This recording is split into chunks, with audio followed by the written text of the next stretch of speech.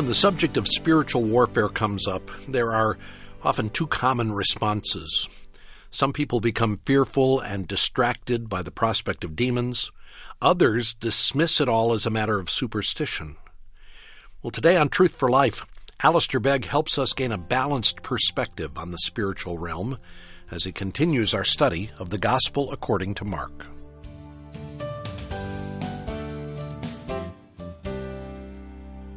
Mark chapter 9, beginning at verse 14.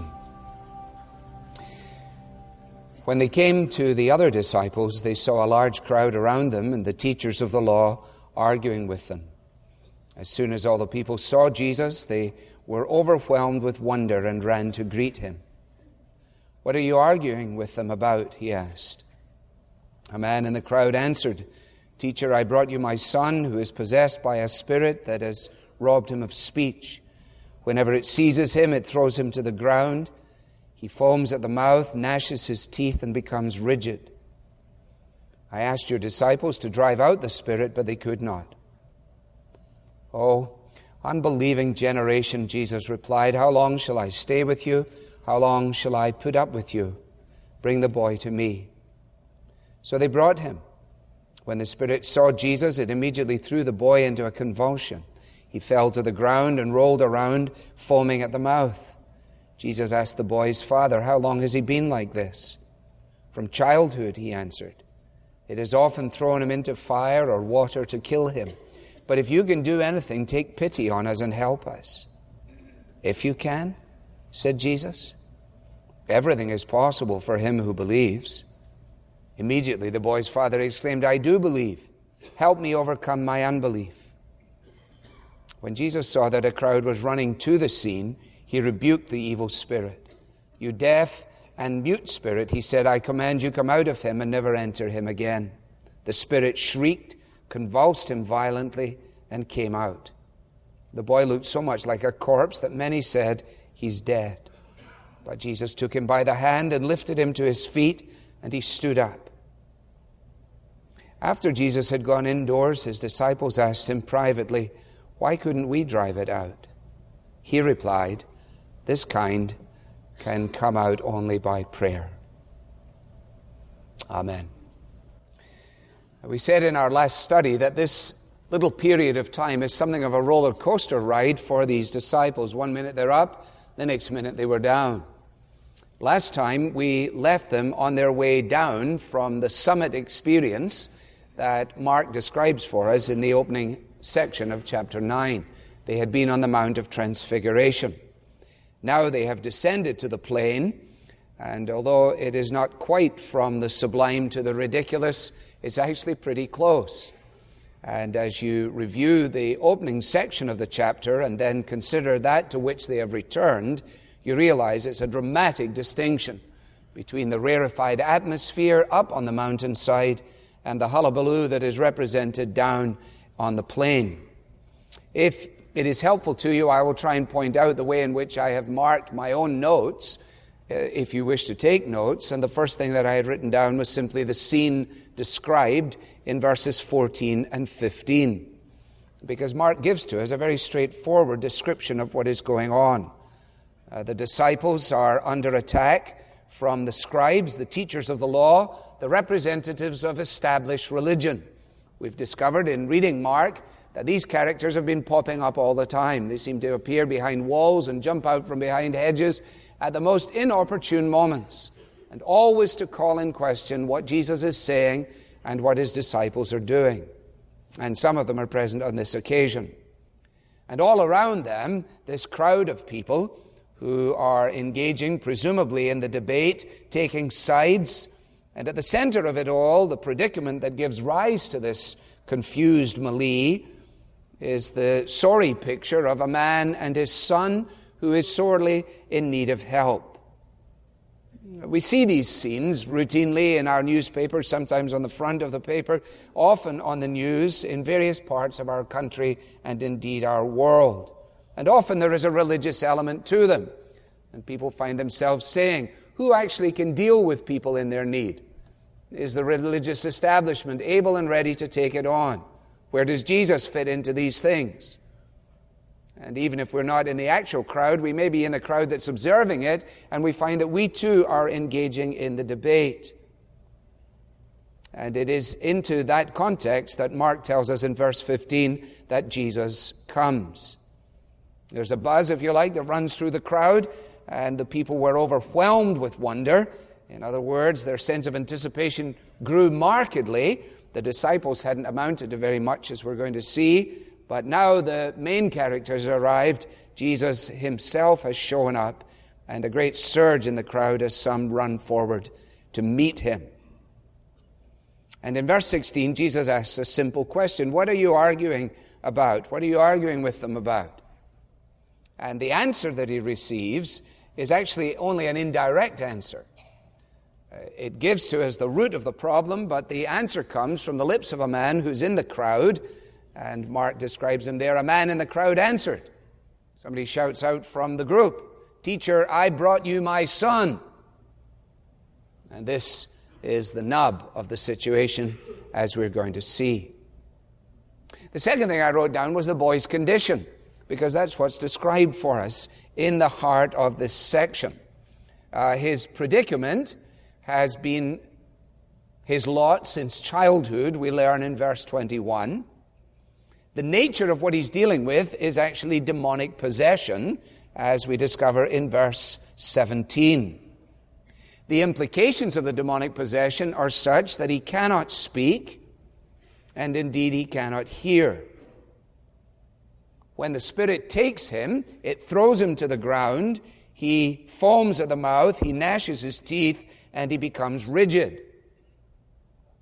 It's a dreadful circumstance. It's akin to what we know in contemporary terms as a form of epilepsy. But you will notice from the text that this is not described as a medical condition. It is described in terms of demonic possession. We should not infer from that any incidences of epilepsy of which we know we can tie to demonic possession. That would be a very strange and bizarre use of the Bible. In fact, when you read the gospel accounts, you discover that the juxtaposition between the need for physical healing and the need for liberation from demonic possession sometimes interfaces, but often the two things are entirely distinct from one another. This young man is essentially trapped inside his body, unable to hear any words of comfort that may come to him from his father or from his family and friends, and unable to give voice to his fears. This young man's life is completely paralyzed, completely destroyed. And it is as a result of demonic possession. There are two views of demonic possession largely that you find in circles such as our own. One is that it is absolutely everywhere, so look out, it may be just beside you in the seat, or that it is absolutely nowhere, therefore don't worry about it at all because there is no such thing. Both extremes are wrong.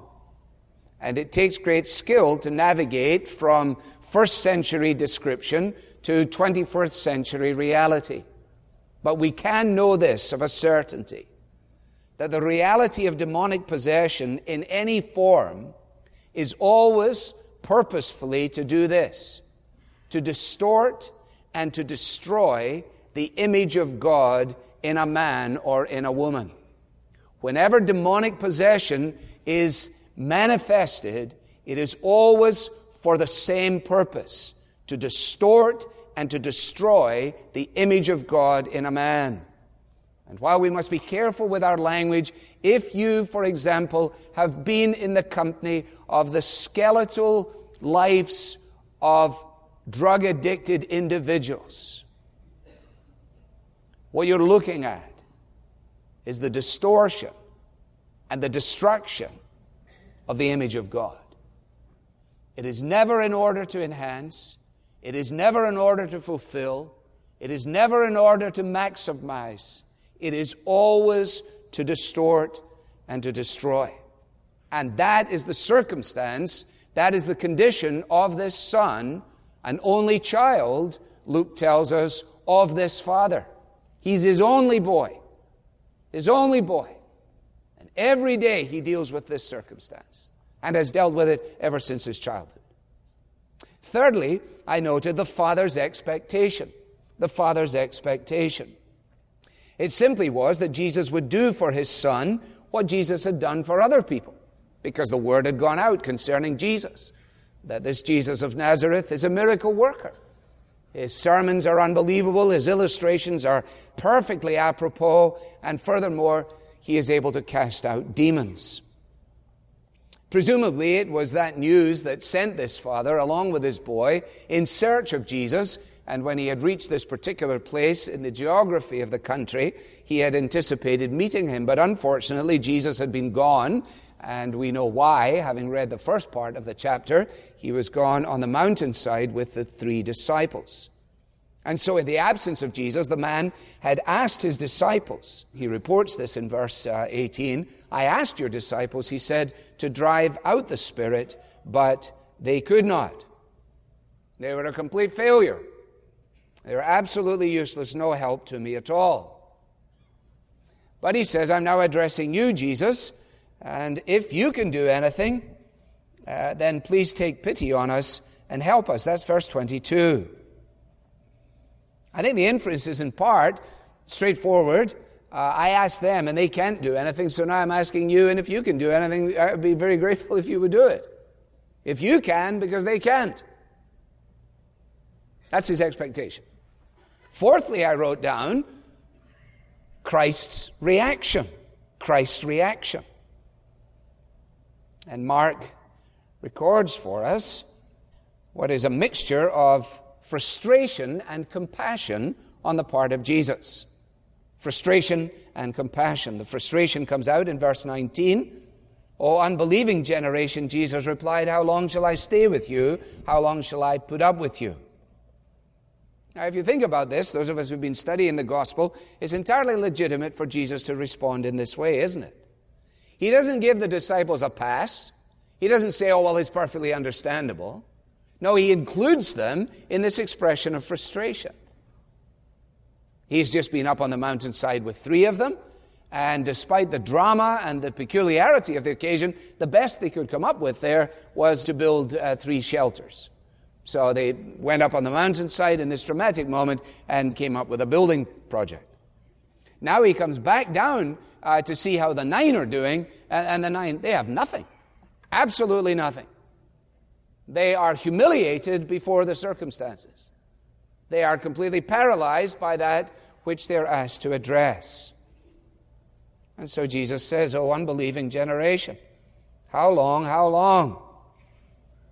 It's the cry of the psalmist in Psalm 13, "How long will you forget me, O Lord?" How long am I going to have to put up with this? It's akin to the sighs that we've noticed in chapter 7 and in chapter 8. It's essentially the response of a father, as we saw on those occasions, or a mom for that matter. How long do I have to go over this with you? How many times do I have to keep telling you this? How long do I have to keep this up? How long? There's hints, actually, of verse 21 of chapter 8. He's been through this, hasn't he? You think of all that's happened since Jesus began his earthly ministry. Mark has recorded it for us. He stands up and he says, the good news is now here. The kingdom of God is at hand. And then we have these manifestations of God's kingdom breaking in upon time. He's calming the waters. He's healing blind people. He's setting demon-possessed people free and so on. He has fed the 5,000, and his disciples have been mystified by that and don't get it. And then he has fed the 4,000, and they don't get it any better after that. And he asks them at the end of it all, when I fed the 5,000, how many baskets were left over? And they said 12.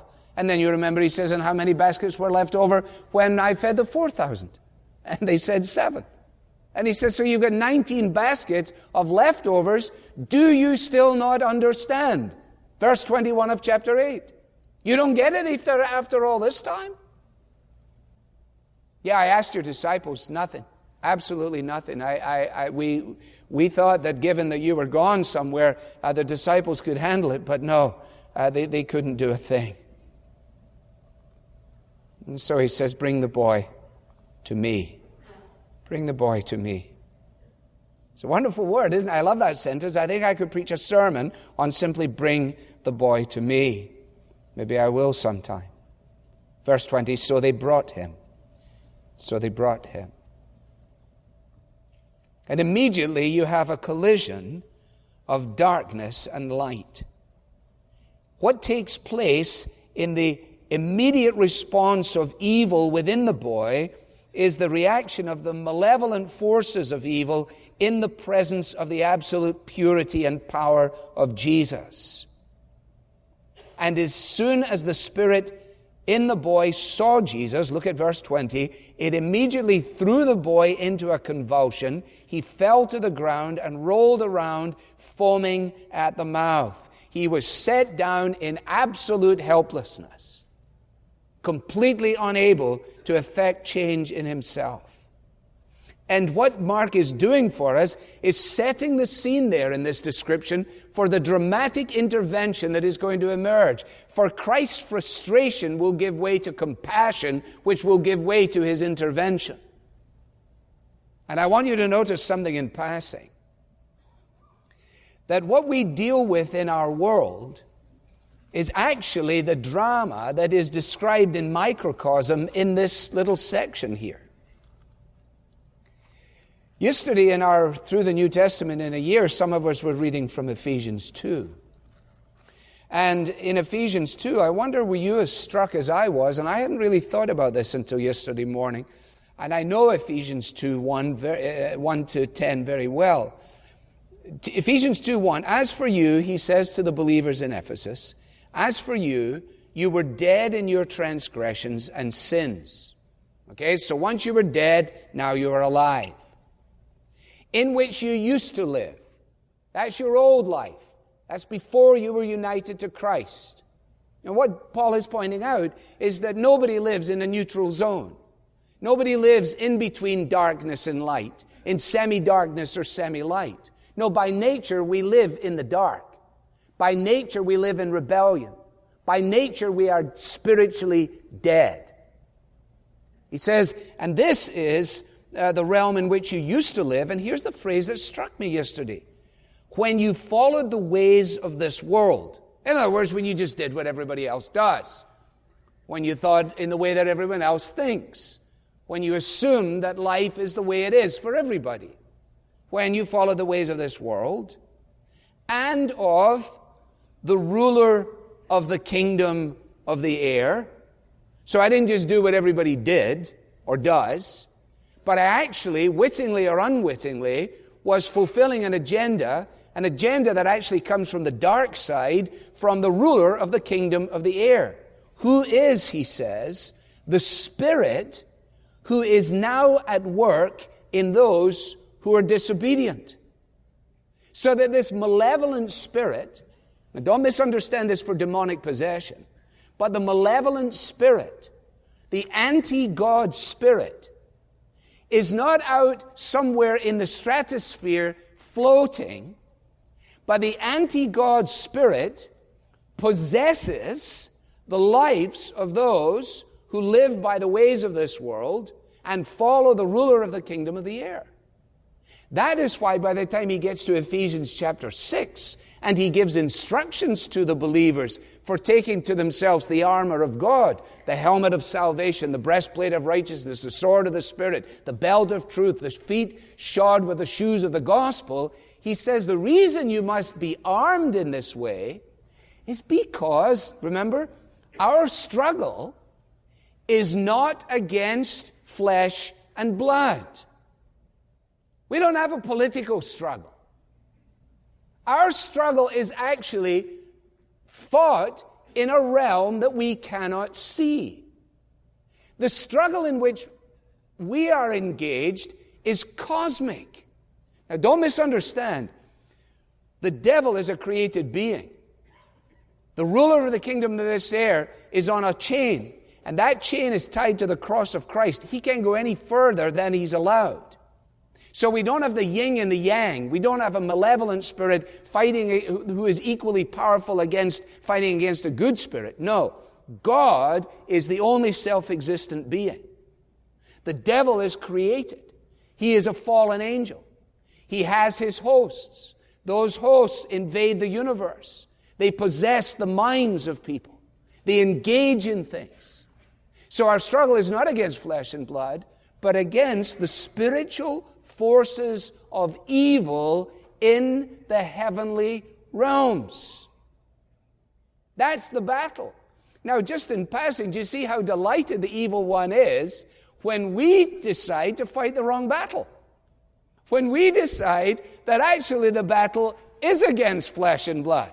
So we'll fight that battle. The devil says, go ahead and fight it, because you're fighting at the wrong place. You're rallying to the wrong point.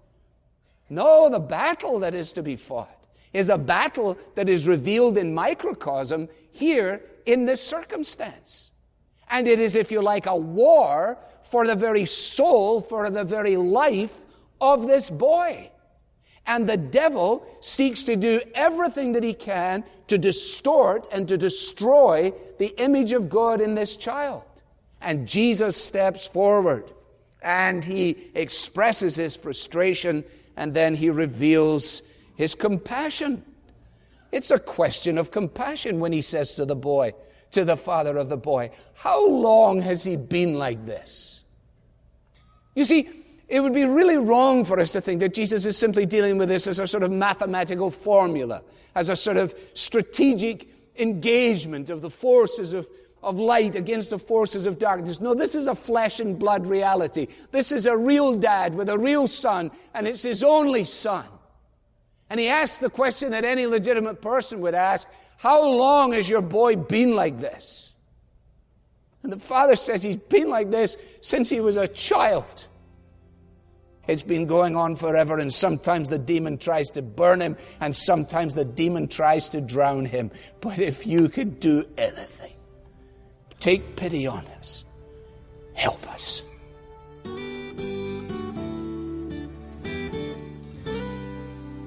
You're listening to Alistair Begg on Truth for Life, and a message from our series called The Gospel According to Mark.